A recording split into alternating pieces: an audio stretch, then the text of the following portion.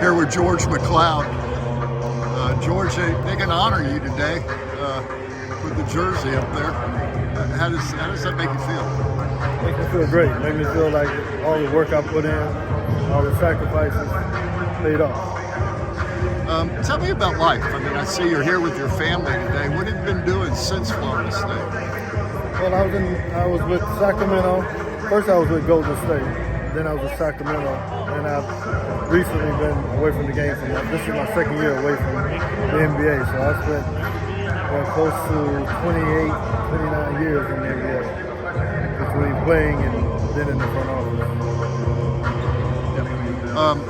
What do you see the future for you? I'm doing a lot of real estate, a lot of just retired, enjoying life, spending time with my kids. That's the most important. But I've thought about getting in the coaching ranks, trying to give back and teach, and that may be something I may get into. Let's go back to when you were at Daytona Beach, and you got recruited, I guess, by Joe. Joe. And what was when you first came here? What was your expectations? Well, I wanted to go where I was, close to my family. I actually gave a handshake to Rick Pitino to go to Providence at my high school, and then he left. Like a week after that, he announced he was going to the Knicks. So that changed those plans. And then, Joe and Steve Williams was recruiting pretty heavy. So I said, look, I need to stay close to home. And coming here, I really didn't have great expectations. I knew I could play. I knew I could play multiple positions, and I felt I had an opportunity. And my first year I didn't play as much. Coaching changed. Coach Kennedy came in. My fortunes changed, and there's history. Yeah, started. He was able to recruit some, Pat. Oh yeah, Pat was able to recruit really well. Pee Wee Barber was the guy who told Coach Kennedy about me, moving to the point guard. And Pee Wee and I are really good friends, and all of the guys we're still close. We still communicate, stay in touch, and that's one of the most things I really enjoy, just the family environment we have here. And it worked out. It worked out, and I did the work, and a lot of people helped along the way. A lot of teammates, family, friends, and I just tried to stay focused and made the best of it. Got two questions. One, how tall were you at that time when you went to the point? I was 6'6". 6'6". Yeah. And that was different at that time. Oh, it definitely was. And it was a big adjustment for me. I've always handled the ball, even in high school. I was able to handle the ball. But playing point primarily was a learning curve there. Junior year, had a solid season. And then my senior year, I came back with more confidence.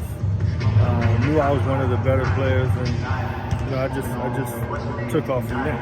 You think that helped develop you to be able to play in the NBA? Oh, absolutely.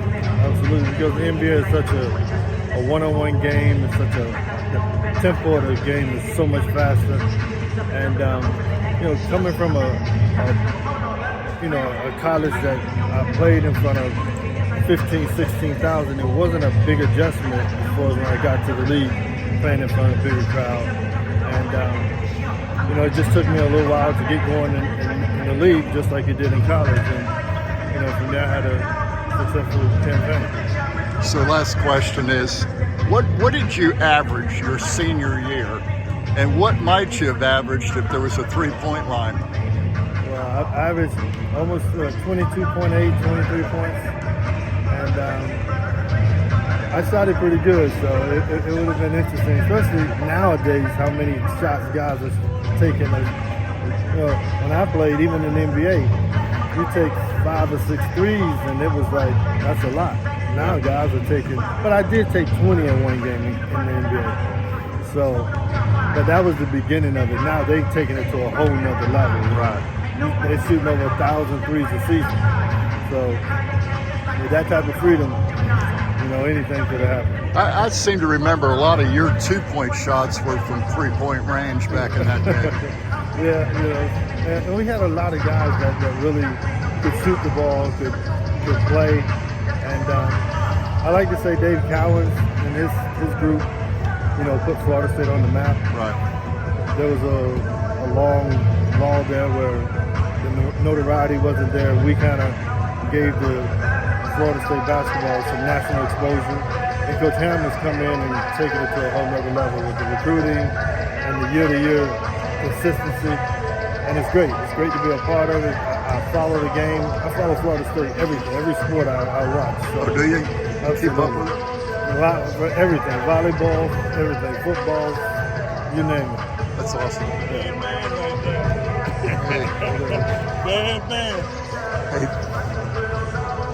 Ron King just walked by, and his team went to the final championship game in '72.